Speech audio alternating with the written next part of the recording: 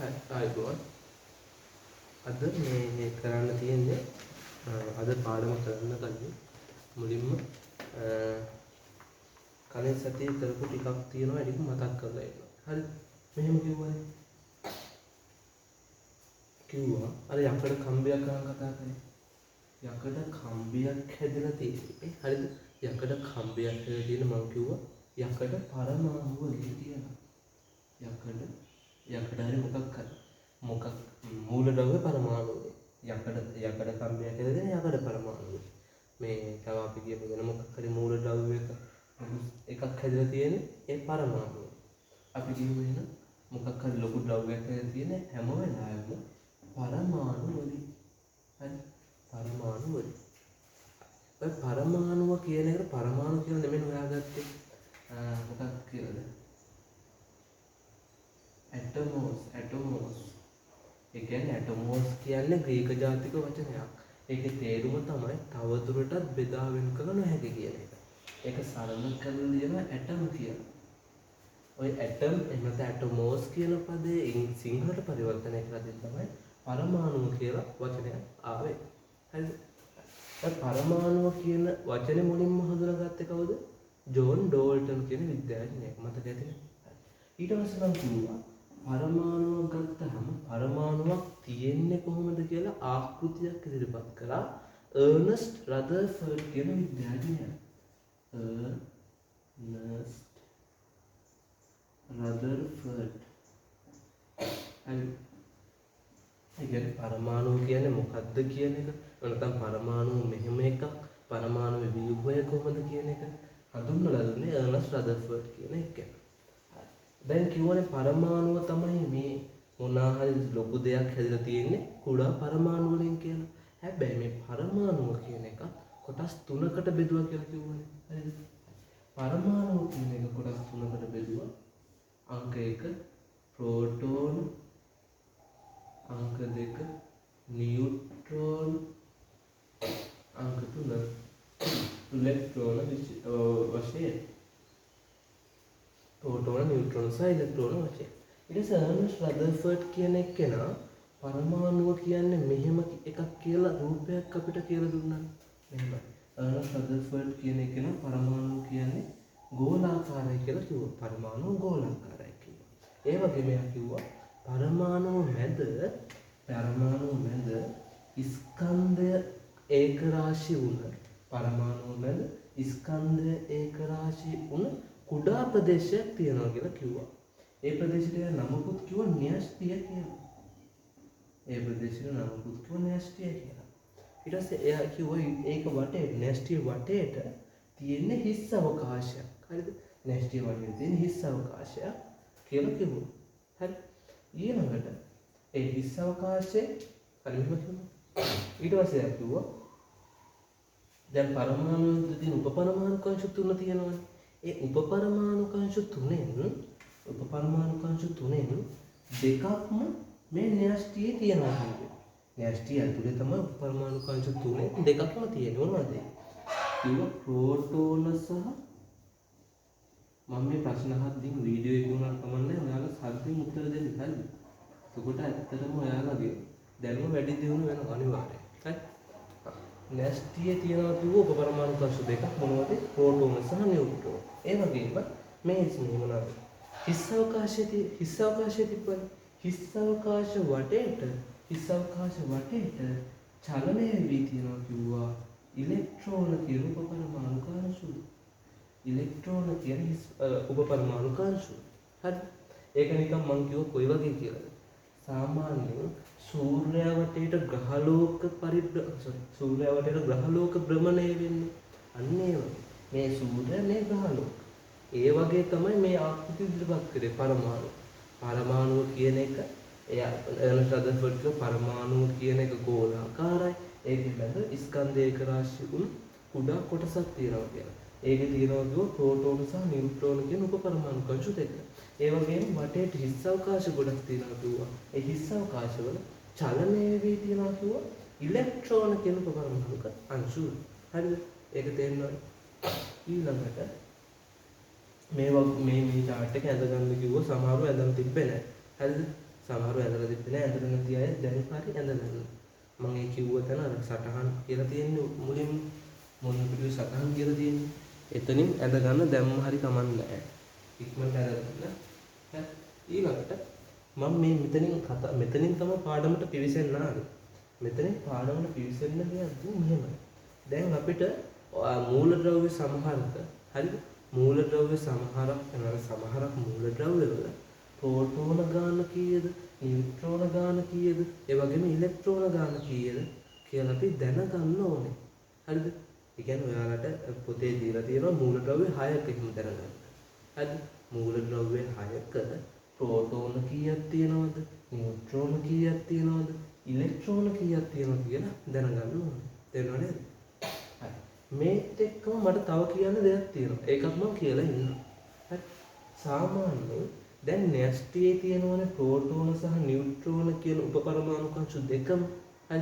න්‍යෂ්ටියේ තියෙනවා ප්‍රෝටෝන සහ නියුට්‍රෝන කියන උපපරමාණු කංශ දෙකම. හරි. න්‍යෂ්ටියේ ඇති ප්‍රෝටෝන ගණන. න්‍යෂ්ටියේ තියෙන ප්‍රෝටෝන ගණනට හරි පේන්නේ.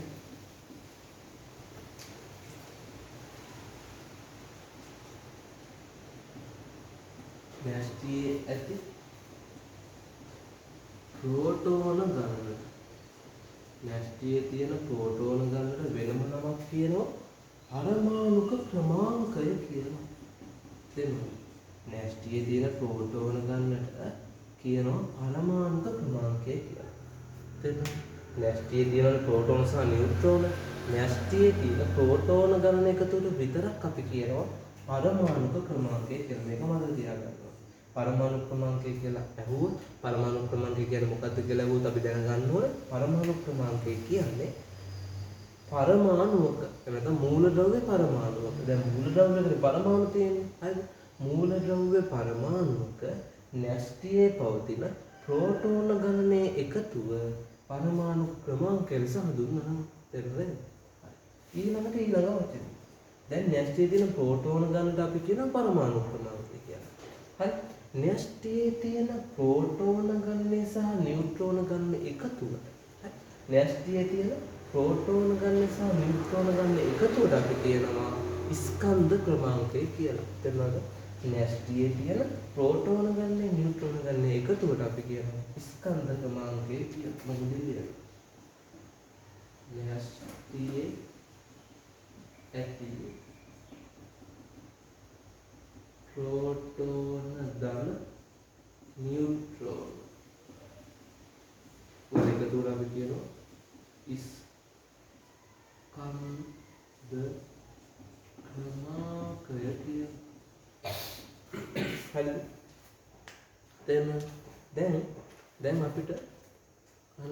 දැන් අපිට මේවා කියනවා. මොකක් හරි මූලද්‍රව්‍යයක ස්කන්ධ ක්‍රමාංකය දීලා තියෙනවා. මොකක් හරි මූලද්‍රව්‍යයක ස්කන්ධ ක්‍රමාංකය දීලා තියෙනවා.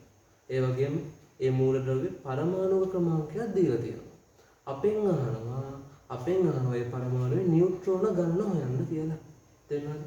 අපිට කියනවා න්‍යෂ්ටියේ තියෙන එහෙනම් ස්කන්ධ ක්‍රමාංකය දීලා තියෙනවා. පරමාණු ක්‍රමාංකය දීලා තියෙනවා. අපිට නියුට්‍රෝන ගණන හොයන්න කියලා තියෙනවා. කොහොමද කරන්නේ? බලන්න. පරමාණුක ක්‍රමාංකය කියලා කියන්නේ ප්‍රෝටෝන ගණන විතරක් එකතුවනේ. පරමාණු ක්‍රමාංකය කියන්නේ ප්‍රෝටෝන ගණන විතරක් එකතුව. හරි.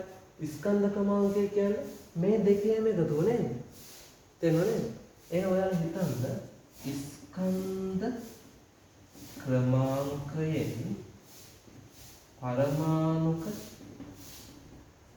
ක්‍රමාංකය අඩු කරනකොට මොකද්ද ලැබෙන්නේ කියලා? ස්කන්ධ ක්‍රමාංකය කියන්නේ ප්‍රෝටෝන ධන නියුට්‍රෝන නේද? පරමාණු ක්‍රමාංකය කියන්නේ ප්‍රෝටෝන ධන. හරි? මේ ප්‍රෝටෝන අඩු වෙනවා. ඊට පස්සේ ඉතුරු වෙන නියුට්‍රෝන ගන්න නේද? ඒ කියන්නේ හරිද? ඒ කියන්නේ ස්කන්ධ ක්‍රමාංකයෙන් අපිට පරමාණු ක්‍රමාංකය අඩු කරන්න දීලා තිබ්බොත් ස්කන්ධ ක්‍රමාංකයේ පරමාණු ක්‍රමාංකය අඩු කරන්න දීලා තිබ්බොත් ඒ ඇත්තටම කියන්නේ ප්‍රෝටෝන සහ නියුට්‍රෝන ගන්න ප්‍රෝටෝන ගන්න අඩු කරන්න කියලා. අපිට ඒක උත්තරේ විදිහට ඉන්නේ නියුට්‍රෝන ගන්න. තේරුණාද? හරි. එහෙනම් ඒ කතාව හරි. හරි. මේක මොකක්ද?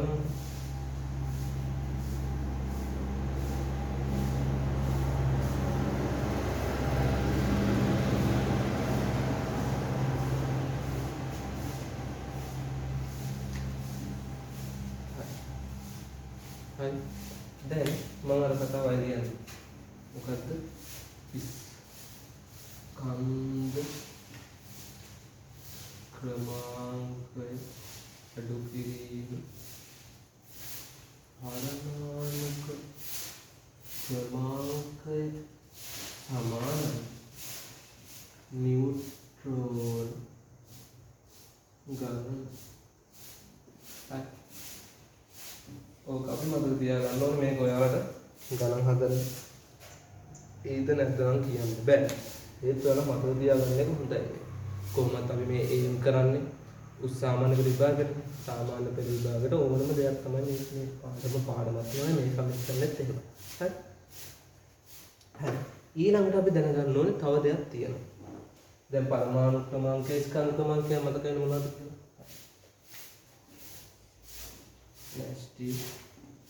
ප්‍රෝටෝන වලට මම P කියලා කියනවා. හරි. නියුට්‍රෝන වලට N කියලා කියනවා. ඉලෙක්ට්‍රෝන වලටම E කියලා කියනවා. නමේ මුල් ලකුණු වල. හරි. තේරෙනවද? හරි. ස්කන්ධ ක්‍රමාංකය කියන්නේ ප්‍රෝටෝන දන නියුට්‍රෝන නේ. අඩු කරනවා ප්‍රෝටෝන සමාන නියුට්‍රෝන ගන්න තමයි උත්තරේ එන්නේ. ඊළඟට දැන් මෙහෙම දෙයක් තියෙනවා. දැන් අපි මූලද්‍රව්‍යයක් ගත්තාම මූලද්‍රව්‍යයක පරමාණුක ක්‍රමාංකය ස්කන්ධ ක්‍රමාංකයයි ලියන සම්මත විදිහක් තියෙනවා. සම්මත විදිහක් කියන්නේ මොකද්ද? ඒ කියන්නේ ලෝක පුරා විද්‍යාඥයෝ පිළිගත්තු ක්‍රමයක් තියෙනවා. මොකක් හරි මූලද්‍රව්‍යයක් එක්ක මූලද්‍රව්‍ය පරමාණුක ක්‍රමාංකය ස්කන්ධ ක්‍රමාංකය ලියා දක්වන සම්මත ක්‍රමයක් තියෙනවා. ඒක තමයි මේ කරන්නේ. මම කියනවා x කියලා මූලද්‍රව්‍යයක් තියෙනවා. අර ගණන් වලදී වීර්ය පද ගන්න. ඒ වගේ x කියලා මූලද්‍රව්‍යයක් තියෙනවා. හරිද? x කියලා මූලද්‍රව්‍යයක් තියෙනවා. ඒකේ ඒ මූලද්‍රව්‍ය අපිට පරමාණු ක්‍රමාංකයයි ස්කන්ධ ක්‍රමාංකයයි සම්මත ක්‍රමයට ලියන්න තමයි මේ හදන්නේ. x කියන මූලද්‍රව්‍යයේ පරමාණු ක්‍රමාංකයයි ස්කන්ධ ක්‍රමාංකයයි සම්මත ක්‍රමයට ලියන්න තමයි මේ හදන්නේ. හරිද? මූලද්‍රව්‍ය ලිව්ව මුලින්ම මූලද්‍රව්‍ය ලොකුවට ලිව්වා. ඊට පස්සේ මූලද්‍රව්‍යේ වම් පැත්තේ යටින් මූලද්‍රව්‍යේ වම් පැත්තේ යටින් කියන්නේ මේ ටික නේද? වම් පැත්තේ යටින් අපි ඒ මූලද්‍රව්‍යයට අදාළ පරමාණුක ක්‍රමාංකය ලියනවා. අපි මේ මූලද්‍රව්‍යයට අදාළ පරමාණුක ක්‍රමාංකය ලියනවා. ඒ වගේම වම් පැත්තේ උඩින් එහෙම නැත්නම් වම් පැත්තේ ඉහළින් මම B කියලා දාන්නම්කෝ. වම් පැත්තේ ඉහළින් අපි ඒ මූලද්‍රව්‍යයට අදාළ ස්කන්ධ ක්‍රමාංකය ලියනවා. තේරුණාද? ඒ කියන්නේ මුලින්ම x කියලා මූලද්‍රව්‍යයක් තියෙනවා. අපිට ඕනේ මේ මූලද්‍රව්‍ය පරමාණුක ක්‍රමාංකය ස්කන්ධ ක්‍රමාංකය සම්මත ක්‍රමයට ලියලා දක්වන්න. හරි. මූලද්‍රව්‍යක පරමාණු ක්‍රමාංකය සහ ස්කන්ධ ක්‍රමාංකය සම්මත ක්‍රමයට දක්වද්දී මූලද්‍රව්‍ය වම් පැත්තේ යට කෙළවරේ පරමාණුක ක්‍රමාංකය ලියලා දක්වනවා. ඒ වගේම වම් පැත්තේ ඉහළ කෙළවරින් ඉහළින් ස්කන්ධ ක්‍රමාංකය ලියලා දක්වනවා. තේරුණාද? මේක මේ මූලද්‍රව්‍ය. දැන් හරිද?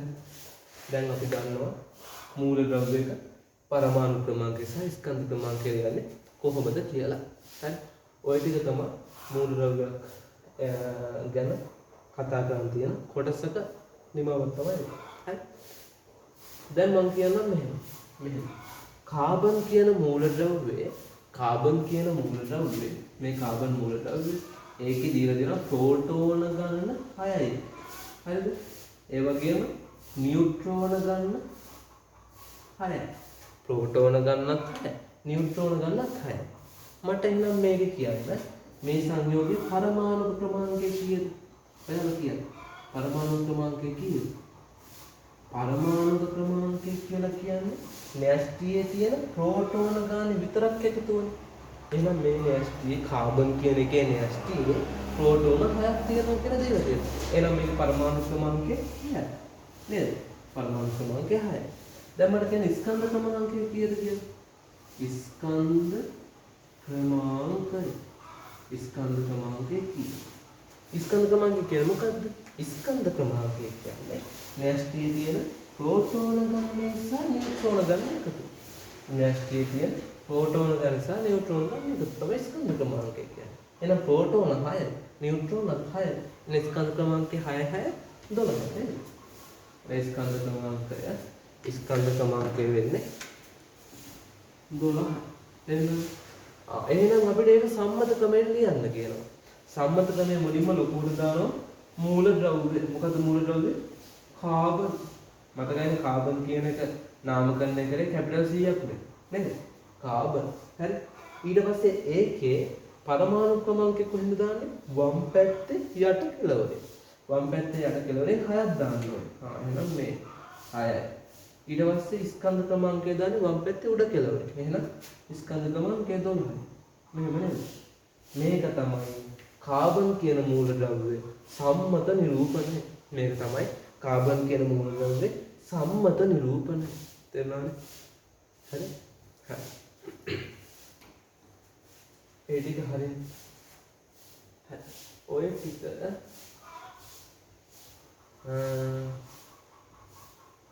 මේකේ ඔයාලට ලියා ගන්නවා කියන්නේ නැහැ නේද? මෙහෙම අහන්නකො කොලයක් අරගෙන වෙනම මේ මං කියන ටික ලියා ගන්නවා. කොලයක් අරගෙන මං කියන ටික ලියා ගන්න. හරි. ඒ කියන්නේ ටියුට් එක ලියන්න යන්න එපා. කොලයක් ලියා ගන්න. කොලයක ලියලා ටියුට් එකට අමුණන්න ඕනේ. හරි. කොලයක ලියන්නකො. ලියන්න මාතෘකාව විදිහට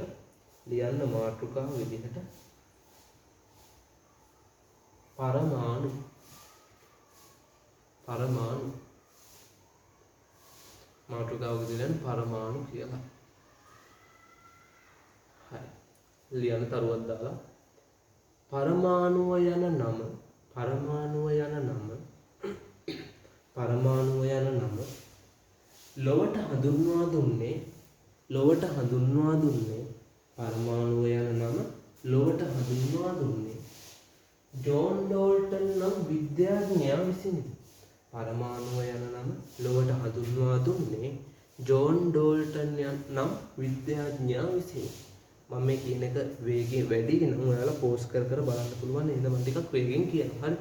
හරි. පරමාණු ලොවට හඳුන්වා දුන්නේ ජෝන් ඩෝල්ටන් නම් විද්‍යාඥයා විසිනි. හරි. ඔහු විසින්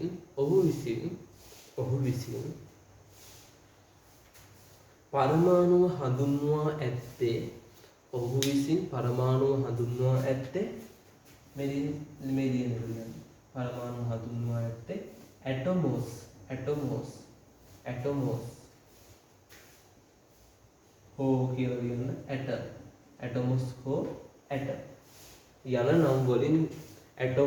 හෝ ඇටම් යන නම් වලින් ඇටොමෝස් හෝ ඇටම් යන නම් වලින් තරුවක්ද දාලා ලියන්නේ. ඔය දෙවෙනි තරුව ගම කිව්වේ. දැන් තුන්වෙනි තරුව දාන්න. මෙම වචනය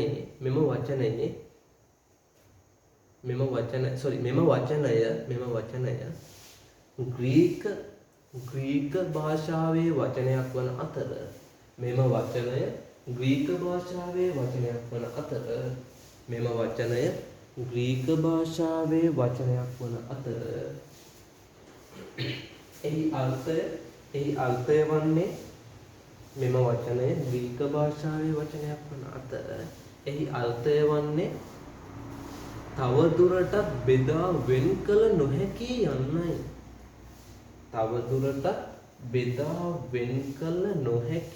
යන්නයි. හරි. ඊළඟ තරුව දාලා ලියන්න.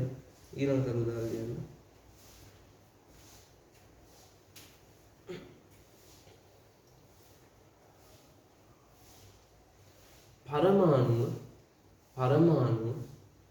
පරමාණුවේ ව්‍යුහය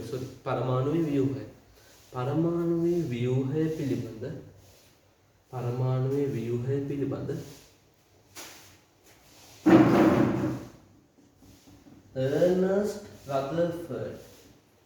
Ernest Rutherford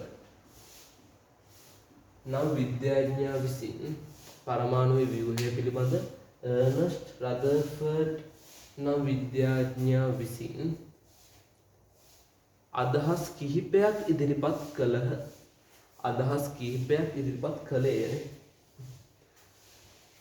පරමාණුවේ ව්‍යුහය පිළිබඳ Ernest Rutherford නම් විද්‍යාඥයා විසින් අදහස් කිහිපයක් ඉදිරිපත් කළේය. එම අදහස් වන්නේ කියලා ඊට යටරූලෙන් ලියන්නකො.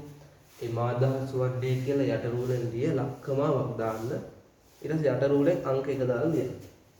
එම අදහස් වන්නේ කියලා කමාවක් දැම්ම යටරූලේ අංක 1 දැම්ම. යටරූලේ අංක 1 දාලා ලියන්න.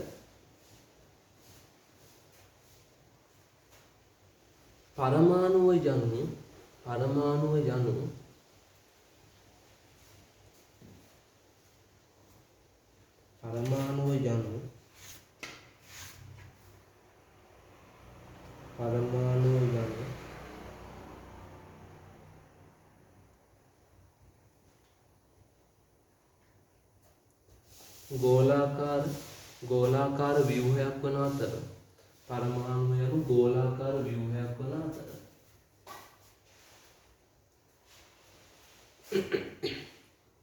එහි විශාල අවකාශයක් පිරී ඇත්තේ. එහි විශාල ප්‍රදේශයක් පිරී ඇත්තේ. අය කියන්නකෝ පරමාණු යනු ගෝලාකාර ව්‍යුහයක් වන අතර එහි විශාල ප්‍රදේශයක් පිරී ඇත්තේ හිස් අවකාශයකිනි. පළවෙනි දේ අංක 2 ලියන්න.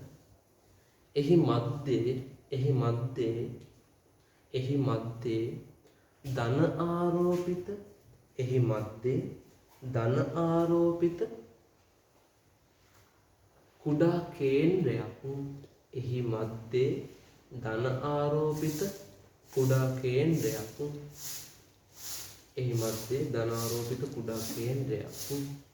ඒකරාශී වී පවතී.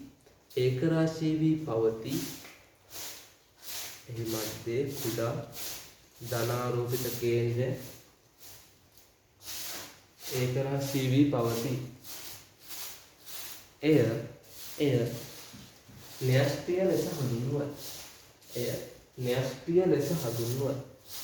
එය න්‍යෂ්ටිය ලෙස හඳුන්වයි. කියලා මේ මම අඳින මේ පැත්තෙන් අඳින රූපය නගන්න. තවම අඳින්න. මෙතන ධන ආරෝපිත කේන්ද්‍රය. එහෙම නැත්නම් වරහනක ලියන්න න්‍යෂ්ටිය කියලා. මේකට ඉලක්ක ඇලෙන්නේ මොකක්ද? ඊතලයක් ගන්න ධන ආරෝපිත කේන්ද්‍රය. එහෙම නැත්නම් න්‍යෂ්ටිය කියලා. හරි. ඊළඟට මේකට මේක ගහලා ලියන්න. ඊතලයක් ගහලා හිස් අවකාශය කියලා. වටේ ඊතලයක් ගහලා හිස් අවකාශය කියලා. හරි. ඊට ඊළඟ තරුව ලියන්න. ඊට පස්සේ අර මේ කරුණු ටික ඉවරයි. හරිද? ඊළඟ තරුව දාන්න.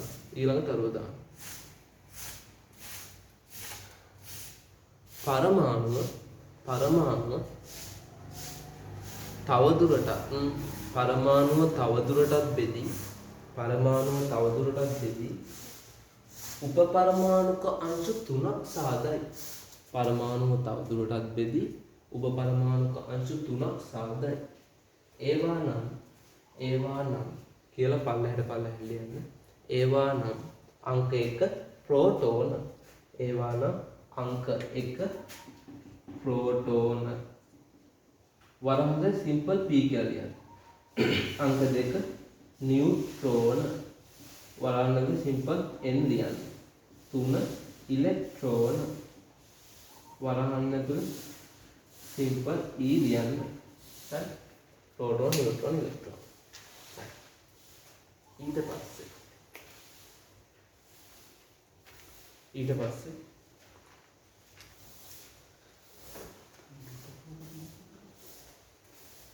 ඊට පස්සේ මේ ප්‍රෝටෝන නියුට්‍රෝන ඉලෙක්ට්‍රෝන. ඊට පස්සේ ඊළඟ තරුව විදිහට ලියන්න.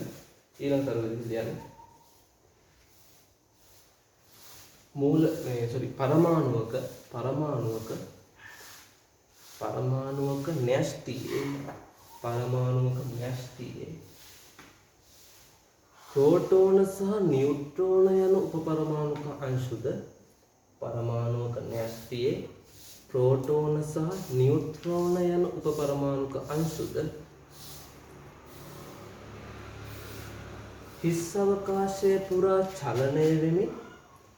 අවකාශයේ පුරා චලනය වෙමින් ඉලෙක්ට්‍රෝන නම් උපපරමාණුක අංශුවද පවතී. පරමාණුක න්‍යෂ්ටියේ ප්‍රෝටෝන සහ නියුට්‍රෝන යන උපපරමාණුක අංශුද හිස් අවකාශයේ චලනය වෙමින් ඉලෙක්ට්‍රෝන නම් උපපරමාණුක අංශුවද පවතී. ඊට පස්සේ ඒක මේ රූපය හදගන්න යටි. මේ තියෙන්නේ න්‍යෂ්ටියේක ප්‍රෝටෝන සහ නියුට්‍රෝන තියෙනවා. හිස් අවකාශයේ ඉලෙක්ට්‍රෝන කියන උපපරමාණු අංශු තියෙනවා. මෙන්න මේ රූපය. යටින් හදගන්න. හරි. ඊට පස්සේ ලියන්න. මෙහෙම ලියන්න. තරුවක් දාලා ලියන්න.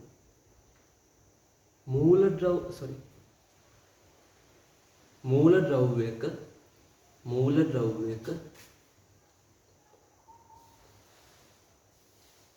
නැත්නම් මෙහෙම ලියන මූලද්‍රව්‍ය පරමාණුව කියලා. මූලද්‍රව්‍ය පරමාණුවක න්‍යෂ්ටියේ පවතින ප්‍රෝටෝන ගණන මූලද්‍රව්‍ය පරමාණුවක න්‍යෂ්ටියේ පවතින ප්‍රෝටෝන ගණන පරමාණුක ක්‍රමාංකය ලෙස හඳුන්වනවා. මූලද්‍රව්‍ය පරමාණුවක න්‍යෂ්ටියේ ඇති ප්‍රෝටෝන ගණන පරමාණුක ක්‍රමාංකය ලෙස හඳුන්වයි. ඊළඟ තරුව දාලා ලියන්න. මූලද්‍රව්‍ය පරමාණුවක න්‍යෂ්ටියේ පවතින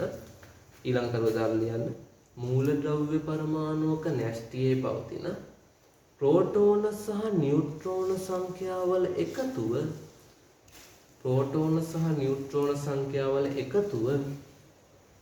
ස්කන්ධ ක්‍රමාංකය ලෙස හඳුන්වයි.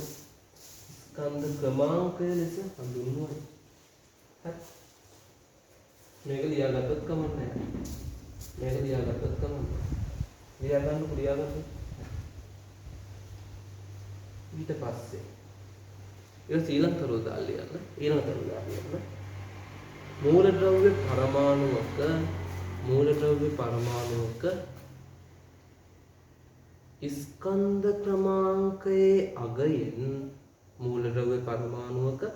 ස්කන්ධ ක්‍රමාංකයේ අගයෙන් පරමාණුක ක්‍රමාංකයේ අගය අඩු කළ විට මූලද්‍රව්‍ය පරමාණුවක ස්කන්ධ ක්‍රමාංකයේ අගය පරමාණුක ක්‍රමාංකයේ අගය අඩු කළ විට පරමාණුවේ න්‍යෂ්ටියේ පවතින නියුට්‍රෝන සංඛ්‍යාව ලැබේ. මූලද්‍රව්‍ය පරමාණුක ස්කන්ධ ක්‍රමාංකයේ අගය පරමාණුක ක්‍රමාංකයේ අගය අඩු කළ විට එම පරමාණුවේ අඩංගු වන නියුට්‍රෝන ගණන ලැබේ කියලා මෙන්න මේ සමීකරණය ලියගන්න. ඒ සමීකරණය ලියලා මේ p ධන n දින p සමානයි n කියන එකක් ලියාගන්න. හරි. ඒකක් ලියන්න. හරි. ඊළඟ තරුව දාන්නකො. ඕක ලියන්න ඊළඟ තරුව දාන්න. මෙහෙම. ඊළඟ තරුව දාලා ලියන්න. මූලද්‍රව්‍ය පරමාණුක පරමාණුක ක්‍රමාංකය සහ ස්කන්ධ ක්‍රමාංකය මූලද්‍රව්‍ය පරමාණුක පරමාණුක ක්‍රමාංකය සහ ස්කන්ධ ක්‍රමාංකය දක්වන මූලද්‍රව්‍ය මූලද්‍රව්‍ය පරමාණුක පරමාණු ක්‍රමාංකය සහ ස්කන්ධ ක්‍රමාංකය දක්වන සම්මත ක්‍රමයක් පවතී. සම්මත ක්‍රමයක් පවතී. සම්මත ක්‍රමයක් පවතී කියලා යටින් ලියන්න. මෙහිදී මූලද්‍රව්‍ය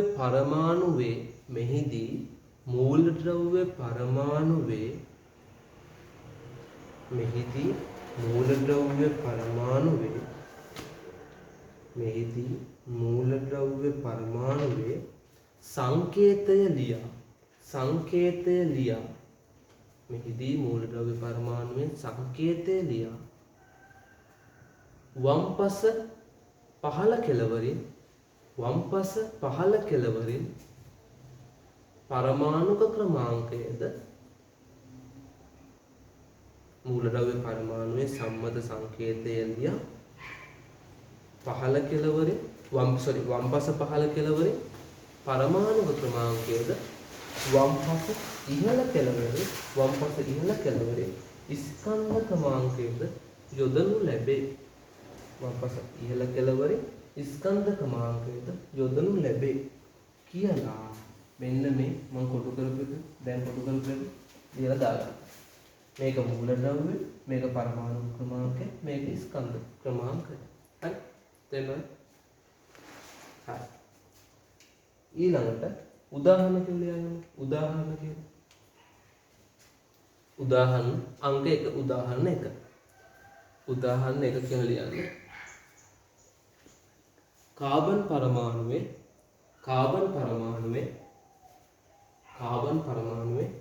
පරමාණුක ක්‍රමාංකය 6ද ස්කන්ධ ක්‍රමාංකය 12ද නම් එම මූලද්‍රව්‍ය පරමාණුක ක්‍රමාංක සහ ස්කන්ධ ක්‍රමාංක සම්මත ආකාරයට ලියා දක්වන්න කියලා ලියන්න. එතකොට ඔයා මේක ලියාගන්න. මේක තමයි කාබන් හයිඩ්‍රෝජන්. ඒක තමයි සම්මත ආකාරය. උදාහරණ 1. හරි.